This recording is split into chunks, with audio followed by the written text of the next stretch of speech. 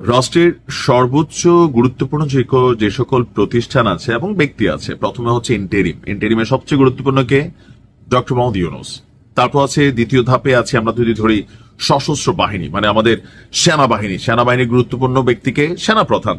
প্রত্যেকের কণ্ঠে আপনি দেখবেন যে আগামীতে কিছু ঘটতে যাচ্ছে, আমাদেরকে সতর্ক থাকা উচিত, প্রস্তুত থাকা উচিত। কারা প্রস্তুত থাকবো, কি করবো আমরা নিজেরাও জানি না। তো যাই হোক, এই যখন সিচুয়েশন, একটা কিছু কিন্তু আসলে ঘটতে যাচ্ছে। আপনি দেশে বিদেশের গণমাধ্যমের পত্রিকা দেখেন, বাংলাদেশ নিয়ে সতর্কতা দেওয়া হচ্ছে, রাজনৈতিক দলগুলোর বিভাজন, আওয়ামী লীগের কামব্যাক, মানে মাঠে ময়দানে যতটুকু হচ্ছে, শেখ হাসিনার ভাষণ, সবকিছু মিলিয়া ডক্টর মোহাম্মদ ইউনূসের কিন্তু ঘুমের মধ্যে একটু ব্যাঘাত ঘটতেছে।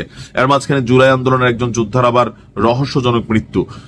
এই মুহূর্তে হঠাৎ করেই ডক্টর মোহাম্মদ ইউনূস তিনি আমাদের তিনটি বাহিনীর যারা প্রধান আছেন, বিশেষ করে সেনাবাহিনী, বিমান বাহিনী এবং নৌবাহিনী, এই তিন বাহিনীর প্রধানকে ডেকেছেন যমুনাতে। একটা বিশেষ রুদ্ধদ্বার বৈঠক হয়েছে। তো বৈঠকটা কি? স্পেসিফিক্যালি আগামী দেশের নির্বাচন এবং সার্বিক পরিস্থিতি, দেশের সার্বিক পরিস্থিতি এবং আগামী জাতীয় সংসদ নির্বাচন নিয়ে আপনার এই বৈঠকে আলোচনা করা হয়েছে। প্রধান উপদেষ্টার সূত্র থেকে জানা যাচ্ছে। নাম প্রকাশে অনিচ্ছুক একজন বলেন, এটি প্রধান উপদেষ্টার কলন নয়, তিন বাহিনীর প্রধানেরা নাকি আলোচনা করে প্রধান উপদেষ্টার কাছে গিয়েছেন। একটা আছে না যে ডক্টর মোহাম্মদ ইউনূস ডাকাইছেন টেনশনে, বিষয়টা নাকি তা না। আমাদের তিন বাহিনীর যারা প্রধান আছেন তারাই নিজেরাই স্বপ্রণোদিত হয়ে ডক্টর মোহাম্মদ ইউনূসের কাছে গিয়েছেন।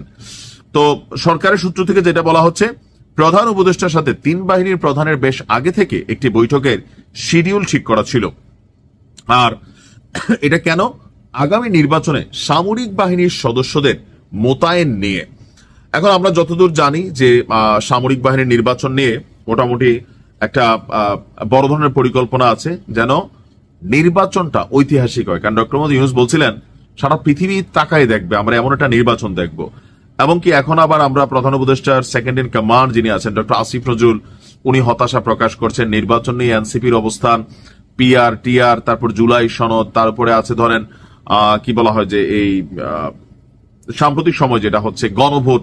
তো সবকিছু মিলাইয়া একটা অস্থির সময় আমার মনে হয় যে ডক্টর মোহাম্মদ ইউনূস পার করছেন এবং বাংলাদেশও পার করছে।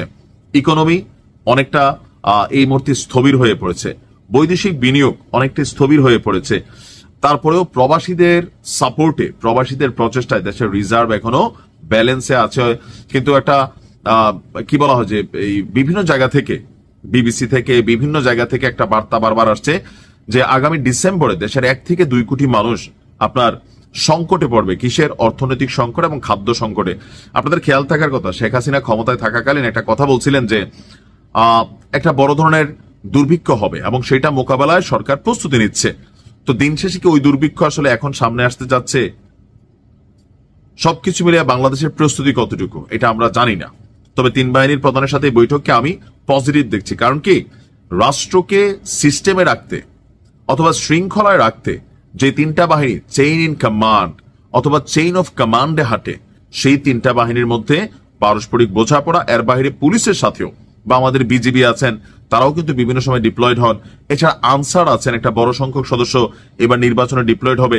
সো প্রত্যেকের মধ্যে একটা বন্ডিং এবং চেইন অফ কমান্ড এটা থাকা উচিত, পারস্পরিক আস্থা সহযোগিতা থাকা উচিত, যেন যে কোনো মূল্যে একটা সুষ্ঠু সন্ত্রাসীমূলক কর্মকাণ্ড হবে এমন নির্বাচন না, ভোট চাপাচাপি হবে এমন নির্বাচন না।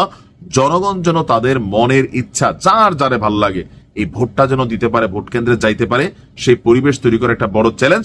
আর এই জন্য এই বৈঠকগুলা খুবই কার্যকর। ভালো থাকুন।